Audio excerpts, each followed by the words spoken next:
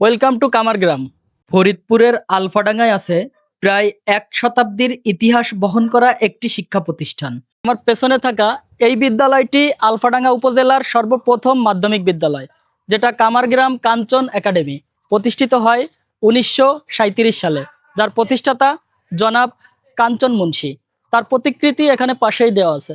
কামারগ্রাম কাঞ্চন academy 1937 সালে সমাজসেবক কাঞ্চন মুন্সী প্রতিষ্ঠা করেন এই বিদ্যালয়টি। তখন গ্রাম বাংলায় শিক্ষার সুযোগ ছিল খুবই সীমিত। সেই সময় থেকেই এই প্রতিষ্ঠান আলফাডাঙ্গা অঞ্চলে শিক্ষার আলো ছড়িয়ে আসছে। শুধু স্কুলই নয়, প্রতিষ্ঠাতা কাঞ্চন মুন্সী এলাকায় প্রাথমিক বিদ্যালয়, মসজিদ, স্বাস্থ্যকেন্দ্র ও খেলার মাঠও প্রতিষ্ঠা করেন। আজও কামারগ্রাম কাঞ্চন একাডেমি অসংখ্য শিক্ষার্থীকে গড়ে তুলছে ভবিষ্যতের মানুষ হিসাবে। এক কথায় এটি শুধু একটি স্কুল নয়, আলফাডাঙ্গার শিক্ষার ইতিহাসের এক জীবন্ত স্মৃতি।